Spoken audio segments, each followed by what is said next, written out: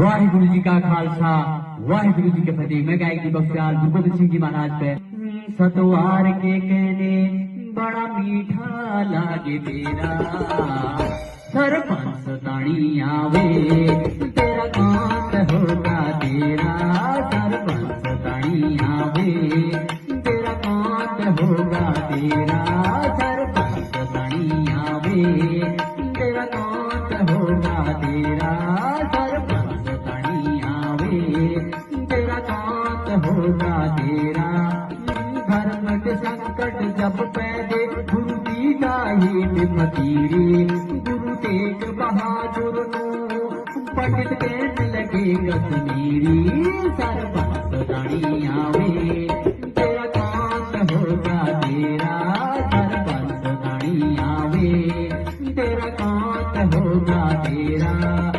जय शिवा सरदार की जय गुरु गोविंद महाराज की जय शिवा सरदार की जय गुरु गोविंद महाराज की। सरपंच ताणी आवे तेरा मीठा लागे तेरा सरपंच ताणी आवे तेरा कांत होगा तेरा।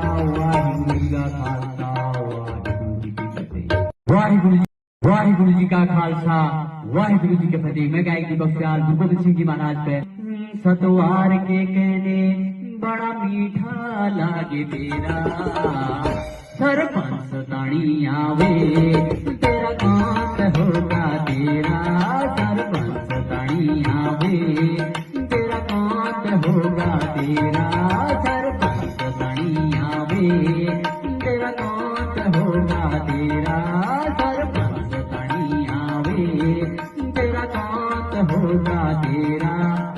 धर्म के संकट जब पैदे गुरु की गाही फकीरी गुरु तेग बहादुर नो पंडित कहने लगे कश्मीरी सरपंच ताणी आवे तेरा कांत होगा तेरा सरपंच ताणी आवे तेरा कांत होगा तेरा।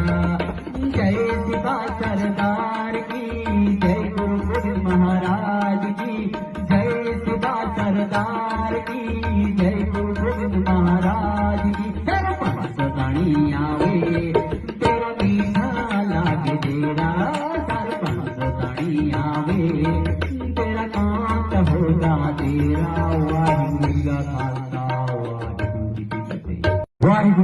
वाहिगुरु जी का खालसा वाहिगुरु जी के फतेह। मैं गायक दीपक सियाल भूपेंद्र सिंह जी महाराज पे सतवार के कहने बड़ा मीठा लागे तेरा सरपंच ताणी आवे तेरा कांत होगा तेरा सरपंच ताणी आवे तेरा कांत होगा तेरा सरपंच ताणी आवे तेरा कांत होगा तेरा सरपंच ताणी आवे तेरा कांत होगा तेरा।